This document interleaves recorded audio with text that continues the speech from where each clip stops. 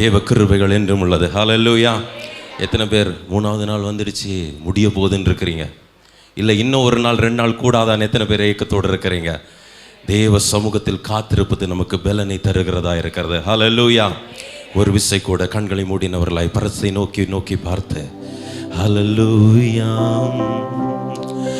எந்த உள்ளம் தங்கு இயேசு நாயகா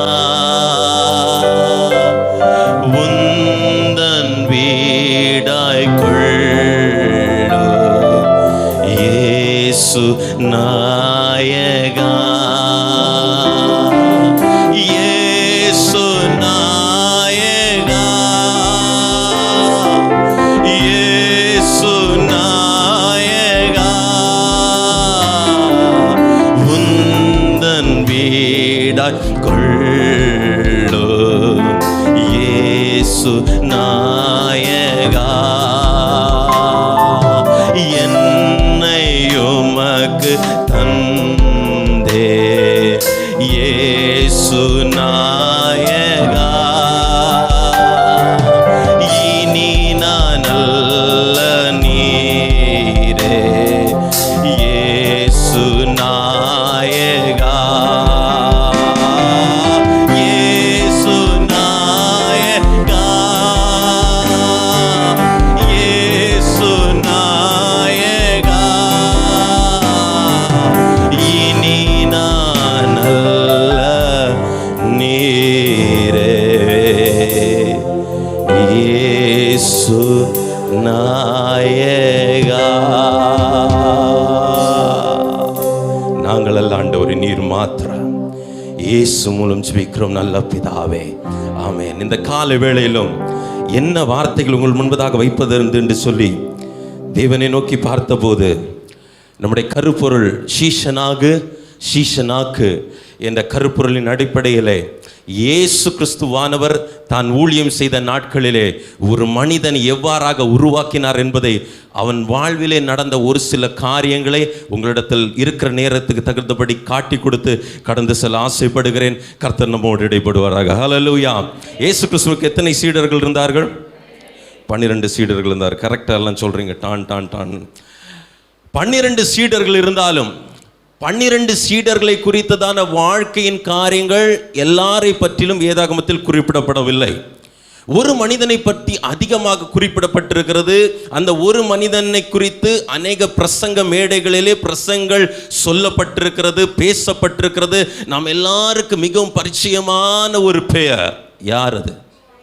பேதுரு. பரவாயில்ல, எல்லாருக்கும் தெரிஞ்ச ஒரு அப்போஸ்தலனாகிய பவுலுக்கு பிறகு தேவனால் வல்லமையாக உபயோகப்படுத்தப்பட்ட ஒரு பாத்திரம் அப்போஸ்தலனாகிய பேதுரு. ஆனால் அப்போஸ்தலனாகிய பேதுருடைய தொடக்க காலம், அவன் எவ்வாறாக ஆண்டவர் இயேசுவை சந்தித்தான், அவனுடைய வாழ்க்கையின் காரியங்கள் எவ்வாறாக இருந்தது, இயேசு கிறிஸ்து பரத்திற்கு ஏறின பிறகு அவனுடைய வாழ்க்கை எவ்வாறாக மாறினது என்பதை குறித்து வேதாகமத்திலே அழகாக பல சம்பவங்களினாலே தேவ ஆவியானவர் நமக்கு அழகாக எழுதி கொடுத்திருக்கிறார். இந்த காலை வேளையிலே ஒரு சில காரியங்களை கொண்டு கர்த்தர் நம்மோடு பேசுவார். என்னோடு சேர்ந்து திருப்பிக் கொள்ளுங்கள். யோவான் எழுதின சுவிசேஷம், அவன் எவ்வாறாக இயேசுவை சந்தித்தான், முதலாக சந்தித்தான் என்பதை காட்டி கொடுக்கிறேன். யோவான் எழுதின சுவிசேஷம் 1ஆம் அதிகாரம் அதனுடைய 40ஆம் வசனத்தை ஒருவர் வாசிப்போம். யோவான் சொன்னதை கேட்டு அவருக்கு பின் சென்ற 2 பேரில் அந்திரேயா என்பவன் 41, அவன் முதலாவது தன் சகோதரனாகிய சீமோனை கண்டு போதும் முதலாக இயேசுவை பார்த்து அவரை குறித்து சாட்சி கொடுப்பதற்காக யோவான் வருகிறார். 39ஆம் வசனத்தில் அதை பார்க்கலாம், நேரம் இல்லை. அவன் வந்து அந்திரேயா கிட்டே சொல்லுகிறான். அந்திரேயா யார்? பேதுருனுடைய சகோதரனாய் இருக்கிறான். பேதுருனிடத்தில் கடந்து வந்து அந்திரேயா சொல்லுகிறான், நாங்கள் மேசியாவை கண்டோம். பேதுரு என்று குறிப்பிடவில்லை. என்ன குறிப்பிடப்பட்டிருக்கிறது? சீமோன் என்பதற்கு ஈப்ரு அந்த லாங்குவேஜ், அந்த மொழியிலே மூல அர்த்தம் என்னவென்றால் கடல் அலைகளினாலே அலசடிப்படுகிற ஒரு மணலை போன்றவன். கடல் அலை நன்றாக எழும்பும்போது மணல் அலைகள் மிகுவாக காணப்படும். அலைகள் கம்மியாக இருக்கும்போது மறுபடியும் மணல் அலைகள், அந்த மணல்கள் வந்து குறைந்து போய்விடும். அந்த வார்த்தை, அந்த சீமோன் என்ற பேரின் தெளிவான ஒரு அர்த்தம் என்னவென்றால் ஒரு ஸ்திரமற்ற ஒரு மனிதனாய் இருந்தான். எந்த ஒரு முடிவு எடுப்பதிலும் அவனிடத்தில் ஒரு தெளிவான புரிதலோ தெளிவான ஒரு அறிவோ காணப்படவில்லை. இன்றைக்கு ஒரு முடிவு எடுத்தான் என்றால் மறுநாளில் அந்த முடிவுகள் மாறி போய்விடும், அடுத்த நாளிலே வேறு முடிவுகள் காணப்படும். இப்படி ஸ்திரமற்ற ஒரு மனிதனாய் பேதுரு காணப்பட்டான். அந்த பேதுருவை பார்த்து அந்திரேயா சொல்லுகிறான், நாங்கள் மேசியாவை கண்டோம் என்று சொல்லி. அந்திரேயா தான் பேதுருவை ஆண்டவராகிய இயேசுவினிடத்தில் அழைத்து வந்த ஒரு மனிதன். தொடர்ந்து வாசிப்போமேனால் அதே 1ஆம் அதிகாரம் அதனுடைய 42ஆம் வசனத்தை வாசிப்போம். பின்பு அவனை இயேசுவினிடத்தில் கூட்டிக் கொண்டு வந்தான். இயேசு அவனை பார்த்து, நீ யோனாவின் மகனாகிய சீமோன், நீ கேபா என்னப்படுவாய் என்றார். கேபா என்பதற்கு பேதுரு என்ற அர்த்தமாம். ஆண்டவருக்கு அவனை முன்பதாக பார்த்தவர் கிடையாது, ஆனால் அவனை பற்றி எல்லாம் தெரிந்தவர். ஹல்லேலூயா! எத்தனை பேருக்கு தெரியும்? எபேசியருக்கு எழுத நிருபம் 1ஆம் அதிகாரம் வாசிக்கும் 5ஆம் வசனத்தில் பவுல் அழகாக சொல்வார், உலகம் உருவாவதற்கு முன்பதாகவே கிறிஸ்து இயேசுக்குள்ளே உங்களையும் என்னையும் தேவன் முன்குறித்தார். உலகம் என்கிற ஒரு கான்செப்டே கிடையாது, உலகம் என்று உருவாக்கப்பட்டதே கிடையாது, உலகம் இன்னும் ஃபார்மே ஆகலை. ஆனாலும் உலகம் ஒன்று வரப்போது.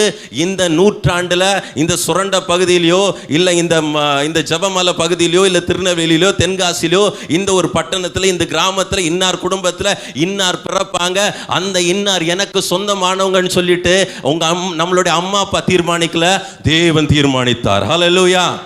உலகமே ஒன்று கிடையாது, உலகமே ஒன்று ஃபார்ம் ஆகலை. ஆனால் உலகம் ஃபார்ம் ஆகிறதுக்கு முன்பதாகவே இயேசு கிறிஸ்து உங்களையும் என்னையும் அறிந்திருப்பார்னால் அவருடைய சீடனாகிய பேதுருவை பற்றி ஆண்டவர் எவ்வளோ நல்லா தெரிஞ்சு வச்சிருப்பாரு. ஆண்டவர் வராரு, அந்திரேயா சொல்ல, ஆண்டவரே இவர் தான் என்னுடைய சகோதரன், இவர் பேர் சீமோன். ஆண்டவர்கிட்ட அந்திரேயா இன்ட்ரோடியூஸே பண்ணல. ஆனா ஆண்டவர் பேதுருவை பார்த்து சொல்றாரு, எப்பா உன் பேரு சீமோன், இனிமே சீமோன் கிடையாது. ஏன்னா சீமோனுடைய அர்த்தம் என்ன? நீ ஸ்திரமற்ற ஒரு மனிதன், கடல் அலைகளினால் அலசடிப்படுகிற மணலை போன்றவன். ஒரு நாள் நன்றாக இருக்கிறாய், மறுநாள் தடுமாறி விடுகிறாய், விழுந்து விடுகிறாய், அடுத்த நாள் உற்சாகமா இருக்கிறாய், அதுக்கப்புறம் உன்னுடைய உற்சாகம் கொண்டு போய் சோர்ந்து போய் விடுகிறாய். ஆதலால் இனிமேல் உன்னுடைய பேர் சீமோன் அல்ல, இனிமேல் உன்னுடைய பேர் கேபா. கேபா என்பதற்கு என்ன அர்த்தமா? பேதுரு என்ற அர்த்தமாம். கேபா வார்த்தையின் அர்த்தம் என்ன? பாறை. கடல் அலையினால் அலசடிப்படுகிற ஒரு மனிதன். மண்ணு நல்லா இருக்கும், மண் அங்கே இங்கேயும் போவோம், அதுக்கப்புறம் அமைதியாக உட்காந்துரும், திருப்பியும் தண்ணி வரும், மண்ணு மேலே கீழே ஏறும். இப்படி நீ அலசடிப்படுற ஒரு மனுஷனா இருக்கிற. இனிமே உன் வாழ்க்கை அது இல்லை, இனிமே நீ ஒரு பாறையாக இருப்பாய். ஹல்லேலூயா! ஹல்லேலூயா! நம்ம எத்தனை பேர் இந்த மாதிரி அலசடிப்பட்டுக்கிட்டு இருக்கிறோம்?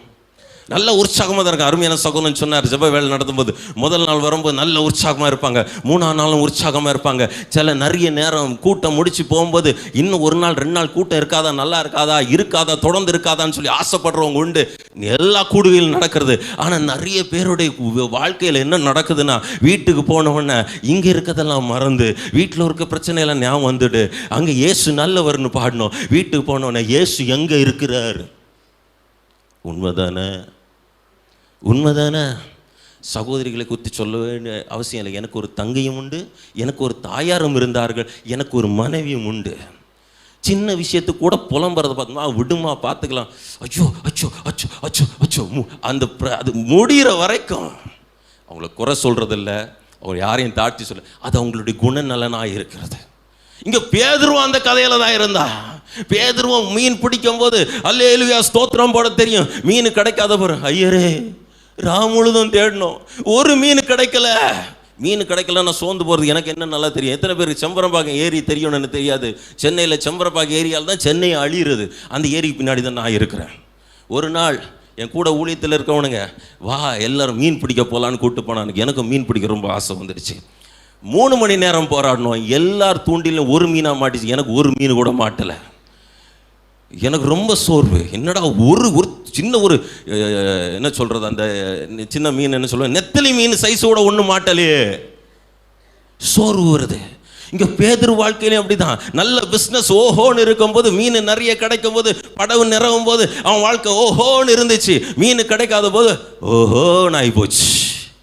அப்படிப்பட்ட ஒரு மனுஷனை உலகம் பார்த்த விதம் வேற. ஆனா ஆண்டவராகிய இயேசு கிறிஸ்து அவனை எப்படி பார்க்கிறார்? நீ ஸ்திரமற்றவன் அல்ல, நான் உன்னை ஒரு ஸ்திரம் உள்ள ஒரு கற்பாறையாய் மாற்றுவேன் என்று சொல்லி ஆண்டவர் முதல்ல அவனை அழைக்கும் போதே அப்படிதான் அழைத்தார். ஹல்லேலூயா! நம்ம பெற்றோர் எப்படி அழைக்கிறாங்கன்னு எனக்கு தெரியாது. சமுதாயம் எப்படி அழைக்குதுன்னு தெரியாது. ஆனால் ஆண்டவர் உங்களையும் என்னையும் கற்பாறையாக தான் அழைத்திருக்கிறாரே தவிர கடலில் இருக்கிற மணலை போல அல்ல, அல்லது மணலின் மேல் கட்டின வீடை போல அல்ல. ஹல்லேலூயா.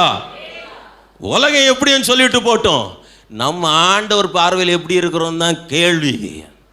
சீமோனை பார்த்து சீமோன் என்னப்பட்ட அந்த பேதுருவை பார்த்து ஆண்டவர் தான் சொன்னார், எப்பா நான் உன்னை பாறை ஆக்கியிருக்கேன்னு. அதுக்கப்புறம் பேதுரு கூட இருந்தாருன்னு நினைக்கிறீங்களா? பேதுருவை காணோம், எங்கே போனாருன்னு தெரியல. ஆனால் நல்ல ஆண்டவர் என்ன தெரியுமா பண்ணுறாரு? லூக்கா எழுதின சுவிசேஷம் அதனுடைய 5ஆம் அதிகாரம், லூக்கா எழுதின சுவிசேஷம் அதனுடைய 5ஆம் அதிகாரத்தை திருப்பிக் கொள்ளுங்கள். அழகான வசனம், 1ஆம் வசனத்தை வாசிப்போம். பின்பு அவர் நின்ற போது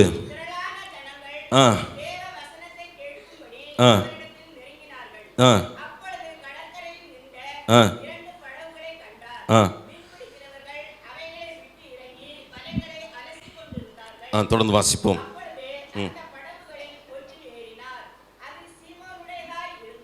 ஹல்லேலூயா. போதுமா போதுமா, தேங்க்யூமா.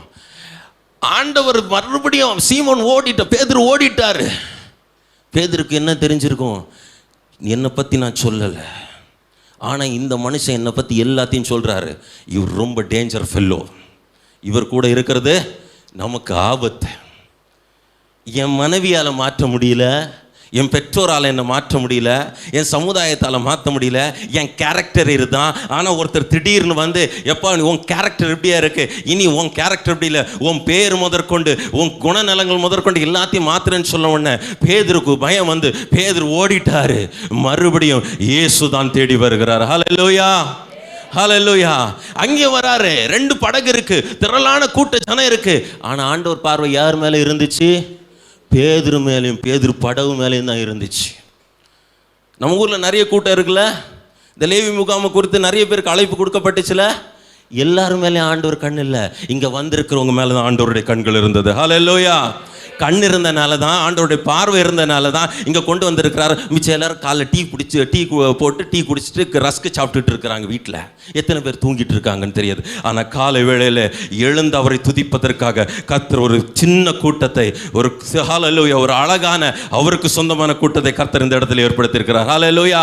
அதே போல் அந்த கடற்கரையில் பெரிய கூட்டம் இருந்துச்சு, பெரிய கூட்டம். ஆண்டவருடைய வசனத்தை கேட்க முடியும். 1ஆம் வசனம் சொல்லப்பட்டு அநேக ஜனங்கள் அவரை நெருக்கி கொண்டு இருக்கிறார்கள்.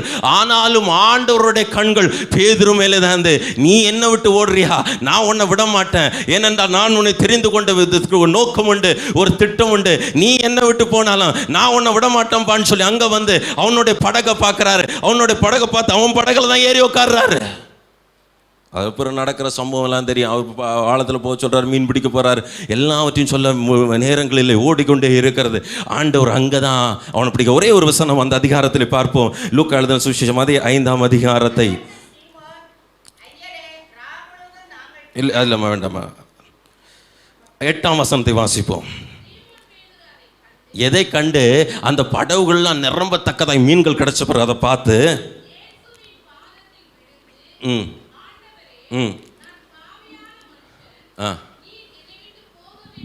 இங்கேயும் பேதுரு ஆண்டவரே நான் பாவியான மனுஷன், இப்போ சரண்டர் ஆயிடுறான்.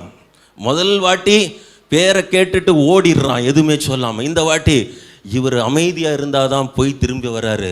இப்போ நம்ம சரண்டர் ஆயிடலாம். நீர் பரிசுத்தர் ஆண்டவரே, நான் பாவியான மனுஷன், எனக்கு உமக்கும் டீலிங்கே கிடையாது, நீ என்னை விட்டு போயிடணும். ஆனால் ஆண்டவர் 10ஆம் வசனம் கடைசி பகுதியை பார்ப்போம் என்னால் அழகாக சொல்லுவார்,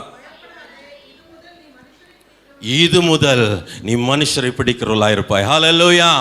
எப்பா இத்தனை ஆண்டு காலம் உன்னுடைய தொழில், உன்னுடைய குடும்ப தொழில் மீன் பிடிக்கிற ஒரு தொழில், இத்தனை ஆண்டு காலம் மீன் பிடித்து கொண்டிருந்தாய், இத்தனை ஆண்டு காலம் கடலிலே முழுவதும் படகை செலுத்தி வலைகளை வீசி கொண்டிருந்தாய், கஷ்டப்பட்டு கொண்டிருந்தாய். ஆனால் இன்று முதல் நான் உன் ப்ரொஃபஷனை மாத்துறேன், நான் உன்னுடைய தொழிலை மாத்துறேன், நான் உன் காரியத்தை வாழ்க்கையை மாத்துறேன்னு சொல்லிட்டு ஆண்டவர் சொல்றாரு, நான் இன்று முதல் உன்னை மீன் பிடிக்கிறவர்களாக்குவேன். ஹல்லேலூயா.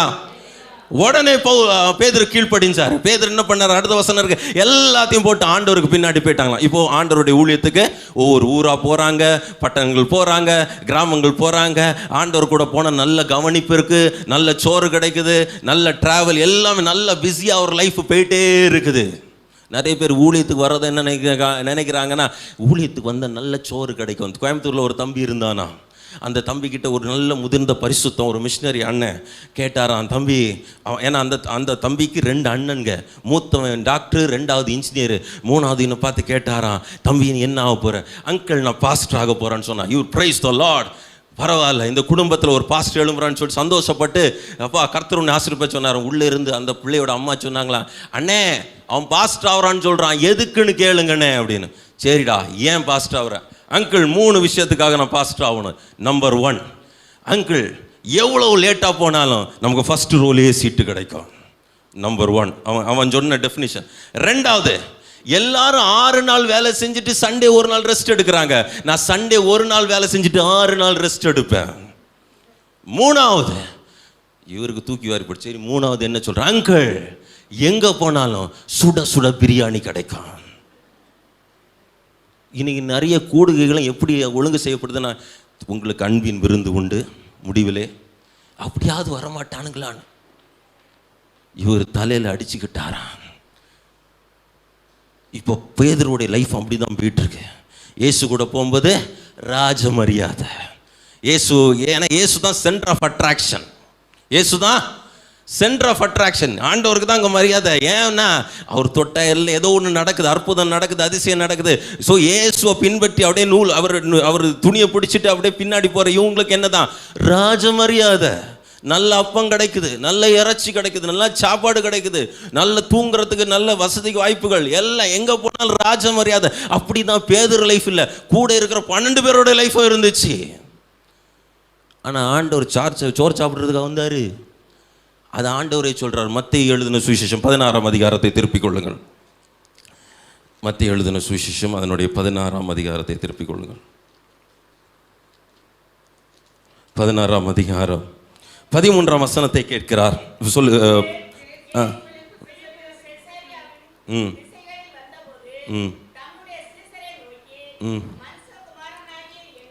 ஜனங்கள் யார் என்று சொல்லுகிறார்கள்?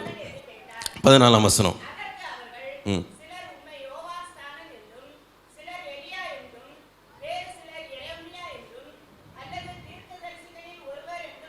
இங்க ஆண்டவர் கேட்கிறாரு, சீடர்களை பார்த்து கேட்கிறாரு, எப்பா என்னை பத்தி என்ன சொல்றாங்க, ஊர்ல என்ன பேச்சு போகுது, ஊர்ல 4 மக்கள் என்ன பேசுறான்னு சொன்னா ஒவ்வொருத்தரும் ஒன்று ஆண்டவர் நீர் எலியான்னு சொல்றாங்க, ஒரு கூட்டம், இன்னொரு கூட்டம் தீர்க்கதரிசின்னு சொல்லுது, இன்னொரு கூட்டம் எரேமியான்னு சொல்லுது. அப்போ கேட்கிறார், நீங்க என்ன யாருன்னு சொல்றீங்கன்னு சொல்லும் போது பேதுரு அழகாக பதில் சொல்லுகிறார். அதனுடைய 16ஆம் வசனத்தை வாசிப்போம்.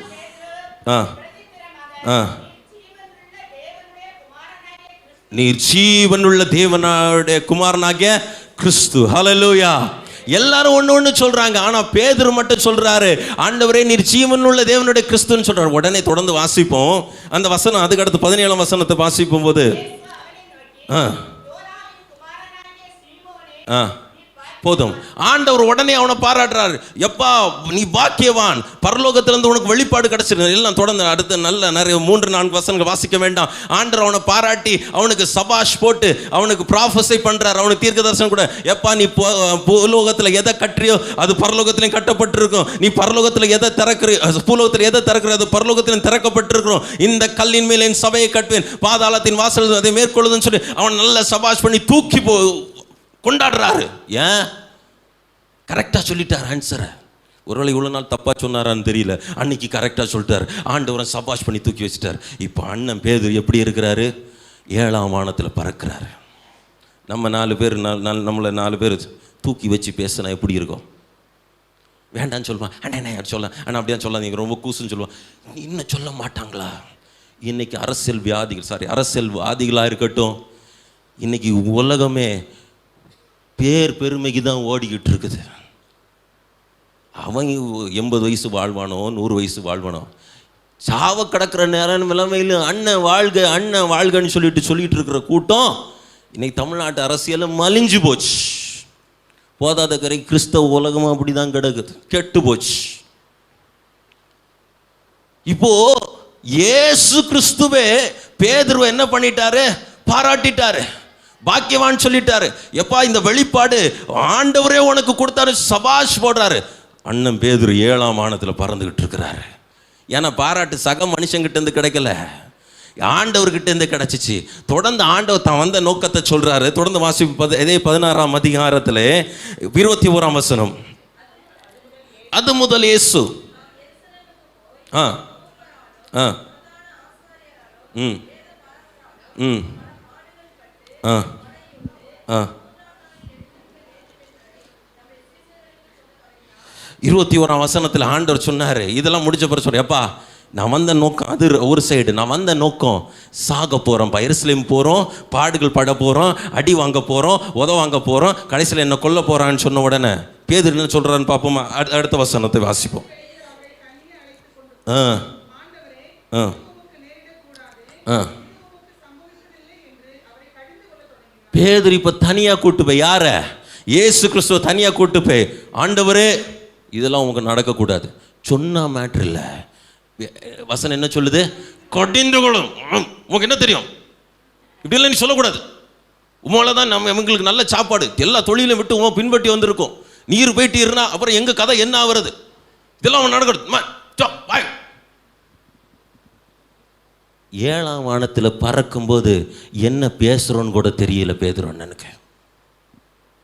நிறைய நேரம் நம்ம வாழ்க்கை அப்படி தான்.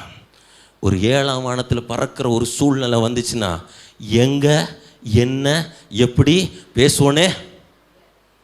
நிறைய நேரம் ஆண்டவருக்கு அட்வைஸ் பண்ண ஆரம்பிச்சிடும்.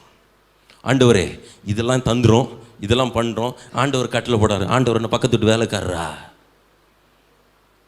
ஹலோ, ஆண்டவர் என்ன நம்ம விட்டு வேலைக்காரரா? ஆண்டவர் இதை செய்யும், ஆண்டவர் அதை பண்ணும். வானம் அவரது சிங்காசனம், நம்ம அந்த பாதபடியில் கிடக்கிறோம். ஆண்டவர் இவனுங்களை ரெடி பண்றாரு. டே இன்னும் கொஞ்ச நாள் தான்டா, அதுக்கப்புறம் நான் இந்த பாடெல்லாம் பட்டு சிலுவையில் அறையுண்டு நான் மேலே போறேன்டா, ரத்தம் சிந்த போறேன்டா, சாக போறேன்டா, அப்புறம் உயிர் திறந்து மேலே போறேன். இவங்களை ரெடி பண்றாரு. திடீர்னு நடந்தாதான பிரச்சனை. அவங்கள ஆயத்தப்படுத்துறாரு, மனதளவில் ஆயத்தப்படுத்துறாரு. திடீர்னு ஒரு அதிர்ச்சிகரமான சம்பவம் நடந்தா இவங்க ஏத்துக்கணுமே தாங்கிக்கணுமேன்னு சொல்லிட்டு ஆயத்தப்படுத்துறாரு. ஆனா பேதுருங்க, ஆண்டவர் என்ன சொன்னாரு? அப்படியாப்பா? அவரோ திரும்பி பேதுருவை பார்த்து என்ன சொன்னாரா? கொஞ்சம் நேரம் முன்னாடி தாங்க பாராட்டினாரு. எப்பா வானத்திலிருந்து ஆண்டவர் வெளிப்பாடு கொடுத்தாரு. நீ என்ன இங்க அரெஸ்ட் பண்றிய, கட்டி அங்க கட்டப்படுங்க, நீ எங்க திறக்கறியோ திறக்கப்படும். நீ தான் ஹல்லேலூயா இந்த பாறை மேல் இந்த சபையை கட்டுவேன்னு சொல்லிட்டு யாருக்கு? பேதுருக்கு அப்ரிஷியேட் பண்ணாரு, பாராட்டினாரு. ஆனா கொஞ்ச நேரத்தில் ஆண்டவர் பேதுருவை பார்த்து என்ன சொன்னாரு? எனக்கு பின்னாடி போ சாத்தானே. நம்மளை யாருனாச்சும் இப்படி பார்த்து சொன்னா இப்படி இருக்கும். திடீர்னு ஒருத்தர் நம்மளை நல்லா பாராட்டுறாங்க, பா அருமையா பண்றீங்க, நல்லா பண்றீங்கன்னு. நம்மளும் பாராட்டிட்டாங்களே அப்படின்னு சொல்லிட்டு உரிமை எடுத்து என்ன ஒரு வார்த்தை சொல்ல, திடீர்னு போ சாத்தானே எல்லாம் வேண்டாம், போய் அப்படி போன்னு சொன்னா எப்படி இருக்கும்? அவ்வளோதான், எல்லாரும் வெக்கப்பட்டு தலை குனிஞ்சு அப்படி இருக்கிற இடம் தெரியாமல் போயிடுவோம். பேதுருக்கு எப்படி இருந்திருக்கும்? அதுவும் 11 சீடர்கள் முன்னாடி, மற்றவனுக்கு முன்னாடி, எல்லாரும் முன்னாடி பாராட்டும் போது எல்லாரும் இப்படி பார்த்துருப்பானுங்க. இப்போ எல்லாரும் எப்படி பார்த்துருப்பானுங்க? உனக்கு இதுவும் வேணும், இன்னும் வேணும்.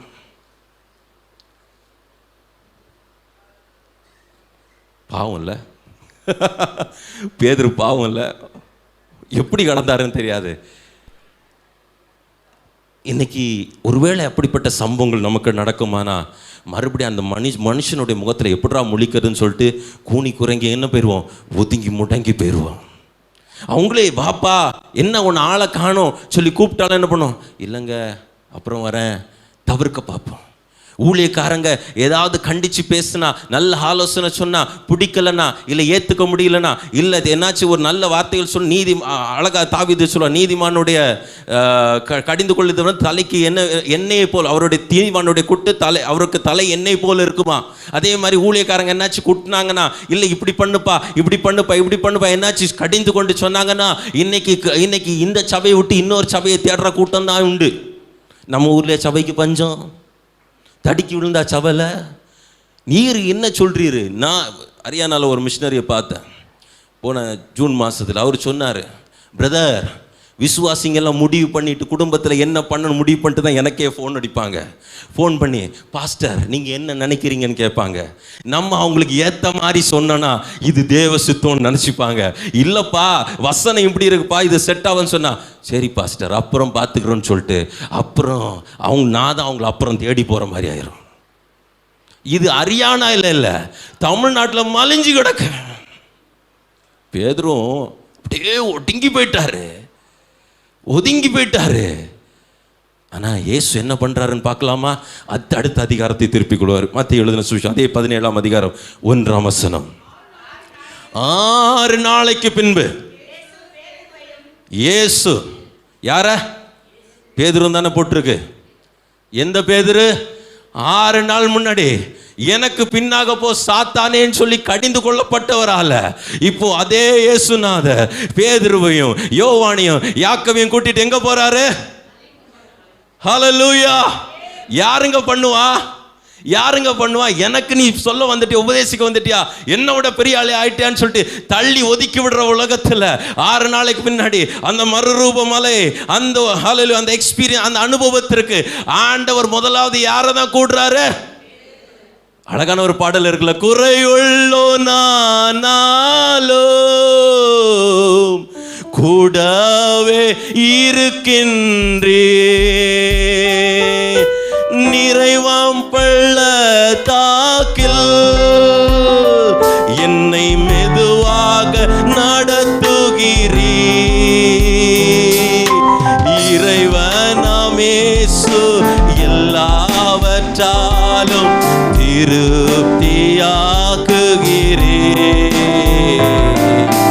திருப்தியாக்குகிறே. ஓ இயேசு உமதன்பு எத்தனை பெரியது, ஆகாய பூமி ஆழிமனை எல்லாம் பெரியது.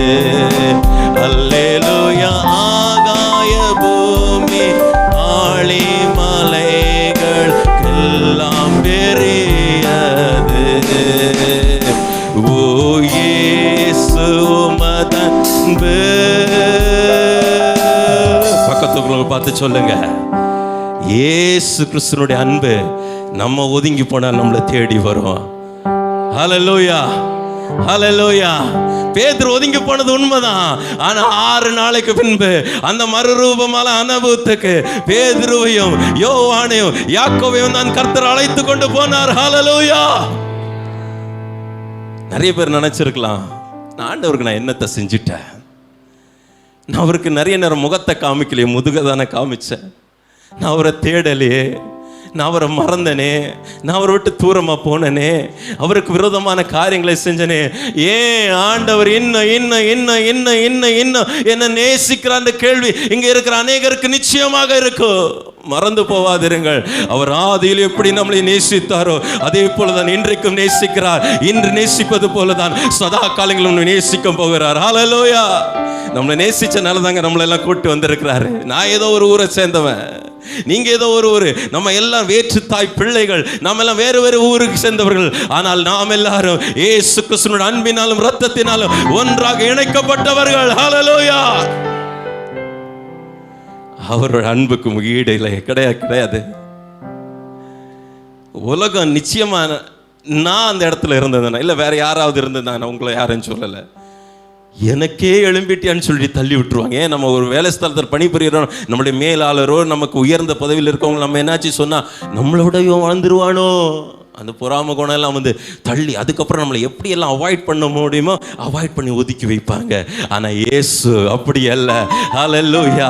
ஹல்லேலூயா! உன்னத அனுபவத்தை தன்னுடைய சீடனுக்கு கொடுக்கிறார் என்றால் அவனை குறித்து கர்த்தர் வைத்திருந்த திட்டம் பெருசு. ஹல்லேலூயா! அந்த நோக்கம் பெருசு. ஹல்லேலூயா!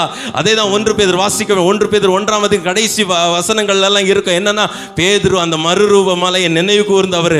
நாங்கள் ஆண்டவரோட அந்த மறுரூப மலையில் இருக்கும்போது என்னென்னலாம் நடந்துச்சுன்னு சொல்லிட்டு அவர் மறக்காம எழுதி வைத்து போன ஒரு நல்ல தெய்வ மனிதன். ஹல்லேலூயா! மறுபடியும் போகுது. மறுபடியும் என்ன, ஆண்டவரோட வாழ்க்கை ஓடுது, இன்னும் ஓடுது. ஊரா போறாங்க, தெருவா போறாங்க, கிராமங்கள் தூரம் போறாங்க. கடைசியா ஒரு பகுதிக்கு வருது, நம்ம எல்லாருக்கும் தெரிஞ்ச ஒரு பகுதி. மத்தேயு எழுதின சுவிசேஷம் 26ஆம் அதிகாரத்தை திருப்பிக் கொள்வோம். மத்தேயு எழுதின சுவிசேஷம் 26ஆம் அதிகாரம் 31ஆம் வசனத்தை வாசிப்போம். அப்பொழுது இயேசு அவர்களை நோக்கி, மேய்ப்பனை வெட்டுவேன், மந்தையின் ஆடுகள் சிதறடிக்கப்படும் என்று எழுதியிருக்கிறபடி இந்த ராத்திரியிலே ஆண்டவர் தெளிவாக சொல்லிட்டார். என்ன சொல்லிட்டாரு? மந்தையை வெட்டுவேன், ஆடுகள் சிதறடிக்கப்படும் என்ற வார்த்தையின்படி இன்னைக்கு நைட் என்ன பிடிக்க போகிறாங்க. நீங்கள் எல்லாம் சதறி போயிடுவீங்க, நீங்கள் எல்லாம் ஓடிடுவீங்க, நீங்கள் எல்லாம் பயந்து ஓடிடுவீங்கன்னு ஆண்டவர் நடக்கிறது தெரியும். அதனால தான் சொன்னார். நம்ம அண்ணன் பேதுரு என்ன சொன்னார் தெரியுமா? ஒரு வசனத்தை விட்டு அதுக்கு அடுத்த வசனத்தை வாசிப்போம். பேதுரு அவருக்கு பிரதித்திரமாக பேதுரு சொல்றாரு, ஆண்டவரை எல்லாரும் இடல் அடைஞ்சு போனாலும், எல்லாம் பயந்து ஓடினாலும், எல்லாம் விட்டு ஓடி போனாலும் நாம விட்டு ஓடி போக மாட்டேன். அந்த மனுஷனுடைய அந்த முந்திரி கொட்டைத்தனம்னு சொல்லுவாங்க, அது ஒரு புறம். ஆனால் அந்த ஆண்டவர் எள்ளுனா எண்ணெயாக வந்து நிற்கிற கேரக்டர் ஆண்டவர் ஒன்று. ஆண்டவர் எல்லாரும் மற்ற சீடர்கள் பாருங்கள், ஒரு சிலர் தான் பேசியிருக்கிறாங்க. ஆண்டவர் என்ன சொன்னாலும் திருப்பி பேசுகிற ஒரே ஆள் இந்த ஆள் தான். ஆண்டவர் ரைட்டுன்னு சொன்னால் பேதுரு லெஃப்ட், ஆண்டவர் நேராக சொன்னால் அவர் சொல்வார் இல்லை ஆண்டவர் பின்னாடி. ஆண்டவர் எது சொன்னாலும் ஆப்போசிட் பண்ணுற ஒரு கேரக்டர். ஆனால் ஏதாவது ஒன்று பண்ணணும், ஏதாவது பண்ண ஒரு துடிப்பு. ஆண்டவர் அந்த துடிப்பை தான் பார்த்தார். ஹல்லேலூயா. நிறைய பேர் இருக்கிறோம் விழுந்து போகிறோம். இதே மாதிரி நம்ம பேதுரு மாதிரி எழும்புறோம் விழுறோம்.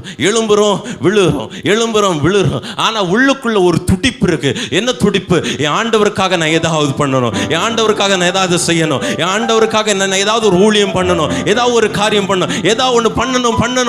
அந்த உள்ளான அந்த வாஞ்சையை பார்த்து தான் ஆண்டவர் இன்னைக்கு உங்களை விடாம பிடிச்சு வச்சு, எப்படியாகிலும் என் பிள்ளைகளை கொண்டு நான் செய்ய நினைத்திருக்கிற அந்த திட்டத்தை நான் முடிப்பேன் சொல்லி இன்னைக்கு உங்க மேலேயும் என் மேலேயும் ஆண்டவர் நம்பிக்கை வச்சு பயணப்பட்டுட்டே இருக்கார். நம்ம தான் ஆண்டவருக்காரங்களை விட்டு, ஆண்டவர் கொஞ்ச நேரம் ரெஸ்ட் எடுத்துட்டு வரேன், ஆண்டவர் கொஞ்ச நேரம் அப்படி போயிட்டு வரேன், இப்படி போயிட்டு வரேன், அதை பண்ணிட்டு வரேன், இதை பண்ணிட்டு வரேன்னு சொல்லிட்டு அங்கே சதறி ஓடுறோம். ஆண்டவர் வந்து லிட்டரலாக நமக்காக வெயிட் பண்ணிட்டு இருக்கார். ஆண்டவருக்கு தெரியும் என்னை விட்டு எங்க ஓடிடுவ.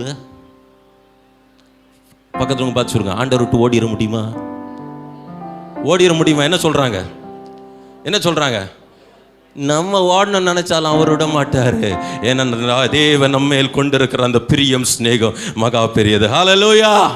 ஹல்லேலூயா சொல்றாரு. எல்லாரும் போனாலும் என்ன ஒருத்தனும் ஒன்றும் பண்ண முடியாது. நான் யார் தெரியும்ல? பண்ண முடியாது. அதோட விட்டுருந்தா கூட ஆண்டவர் அமைதியாக ஆண்டவரும் போயிருப்பாரு. சொன்ன உடனே ஆண்டவர் அடுத்த வசனம் சொல்றாரு. அடுத்த வசனத்தை வாசிப்போம். ஏசு அவனை நோக்கி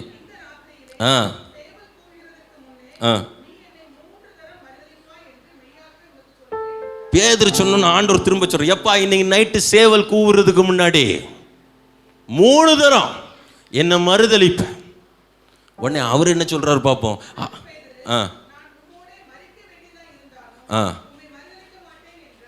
மறுதலிக்க மாட்டேன்னு சொல்லிட்டு போனா கூட பரவாயில்ல, மறிக்க வேண்டிய சூழ்நிலை வந்தாலும்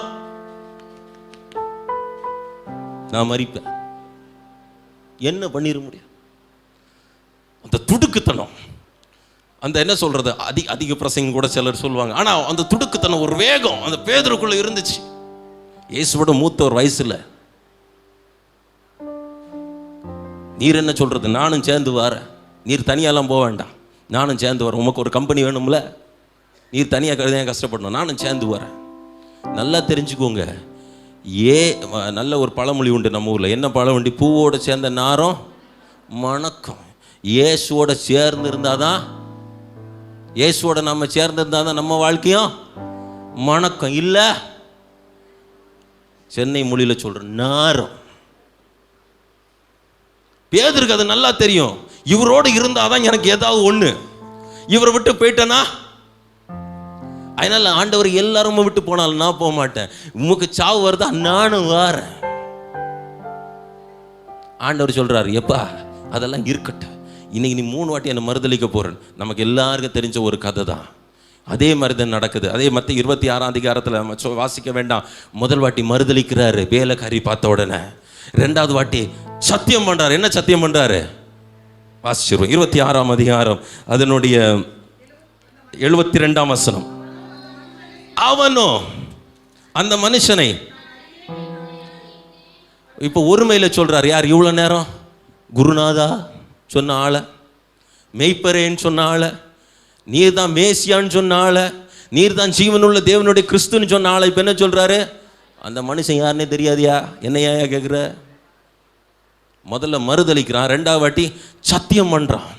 தெரியவே தெரியாது. யாரை தெரியாது? 3 வருஷம் சோறு போட்ட ஆளை தெரியாது, 3 வருஷம் ட்ராவல் பண்ண ஆளை தெரியாது, அற்புதம் நடக்கும்போது கண்ணால் பார்த்த ஆளை தெரியாது, தூண்டியில் போட்டு மீன் வாயிலிருந்து வெள்ளி பணத்தை எடுத்து கொடுக்கும்போது சொன்னவரை தெரியாது, எல்லாம் தெரியாது ஆணைட்டு சத்தியம் பண்ணி கொடுக்குறான். இப்போ என்ன வந்துருச்சு? இப்போ பேதுருக்கு எல்லாம் அந்த அவசரத்தில் அந்த குருட்டு தைரியத்தில் எல்லாம் சொல்லியாச்சு. இப்போ பயம் வந்துருச்சு. என்ன பயம்? ஐயோ இவரையே என்ன பாடுபடுத்த போறானுங்களோ. நம்ம நைட்டு ஃபுல்லாக மீன் கிடைக்கலனாலே நம்ம சோர்ந்து போகிற ஆள், 2 அடி கொடுத்தா நம்ம வாழ்க்கை என்ன ஆகுறது? அடிப்பானுங்க, கடைசியில் சிலுவையில் அரைஞ்சான்னா அது கொடூரமான மரணம்.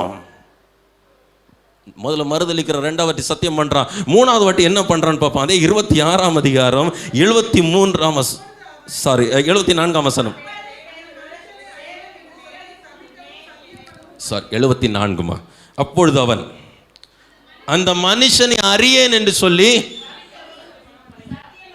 சத்தியம் பண்ணி அடுத்து சபிக்கிறான். யார?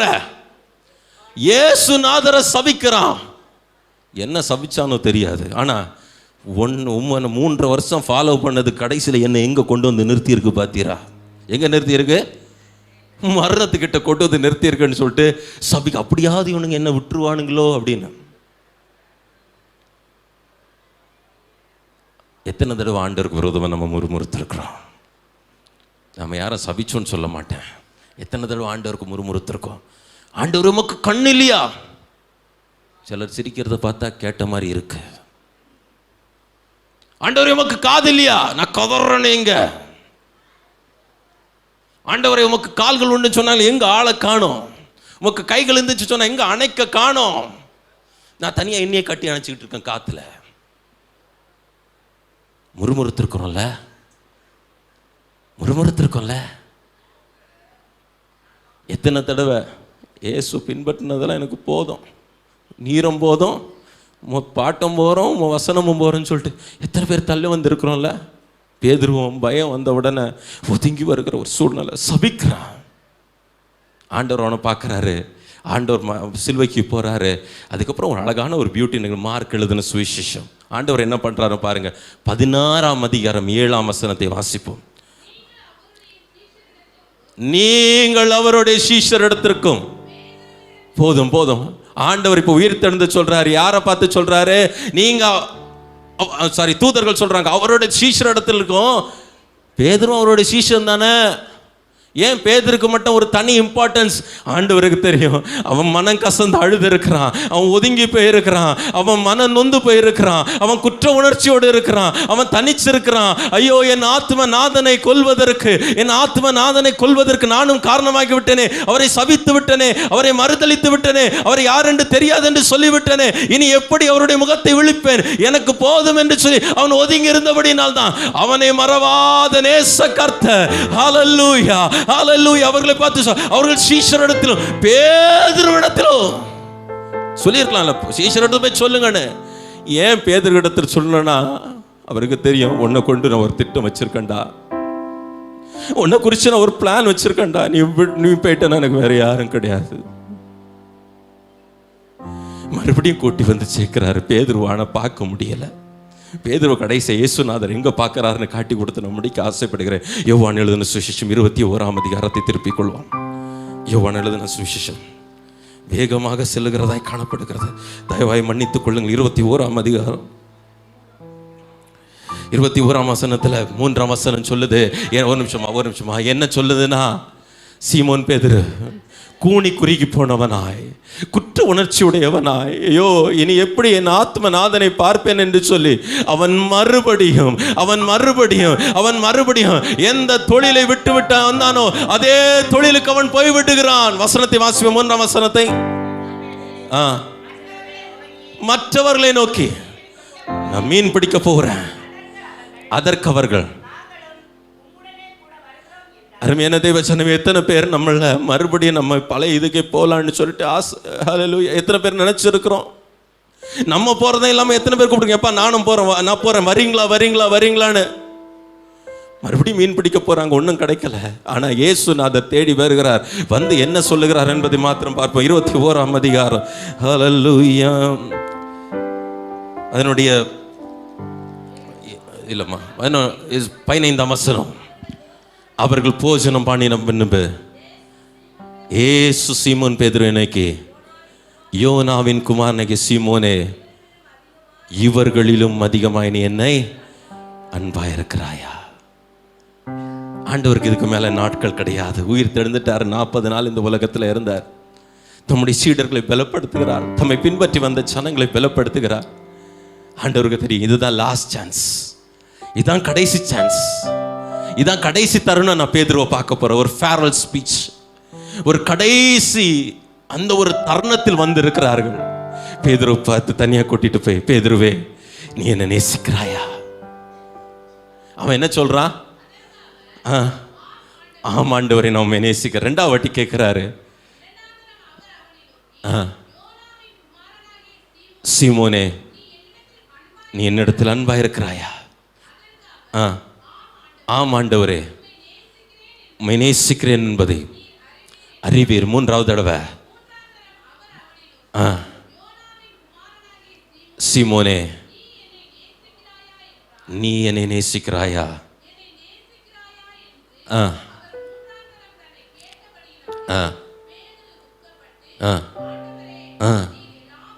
நீர் எல்லாவற்றையும் அறிந்திருக்கிறீரப்பா, நான் உம்மை நேசிக்கிறேன் என்பதையும். ஹல்லேலூயா. மறுபடியும் தொழிலுக்கு போயிட்டான். இனி இயேசுநாதர் போயிருவாரு.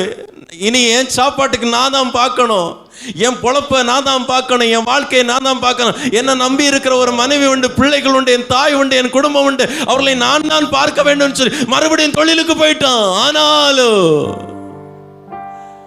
இயேசு அவனிடத்தில் வந்து மறுபடியும் பேட்டியாப்பான்னு கேட்கல. நல்லா கவனிச்சு பார்த்தீங்கன்னா, என்னடா மறுபடியும் மறந்து பேட்டியான்னு கேட்கல.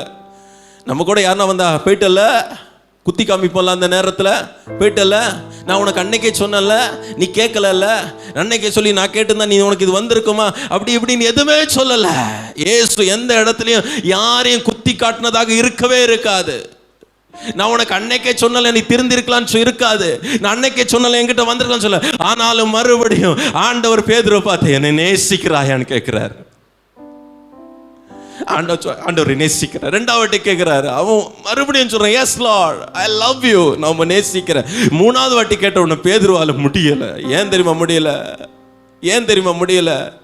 இவ்வளவு அன்பு கூர்ந்து என்னிடத்தில் 1000 குறைகள், என்ன கோடி குறைகள் இருந்தாலும், நான் விழுந்து போகிறவனாய் இருந்தாலும், நான் தள்ளப்படுகிறவனாய் இருந்தாலும், நான் அவரை மறக்கிறவனாய் இருந்தாலும், நான் அவரை விட்டு தூர போகிறவனாய் இருந்தாலும், நான் அவர் வேண்டாம் என்று சொல்லி போகிறவனாய் இருந்தாலும், மறுபடியும் மறுபடியும் மறுபடியும் என்னை தேடி வருகிறாரு, என்னை தட்டி கொடுக்கிறாரு, நீ எனக்கு வேண்டும் என்று சொல்லுகிறாரு. இந்த அன்பை இந்த உலகத்தில் வேற எங்கேயும் பார்க்க முடியாது என்று அறிந்தவனா அவன் சொல்லுகிறான், ஆண்டவரே, நான் உம்மை நேசிக்கிறேன் ஆண்டவரே. ஹல்லேலூயா. இந்த காலை வேளையில ஆண்டவர் நம்மளை பார்த்து கேட்கிறாரு, என்னை நேசிக்கிறாயான்னு.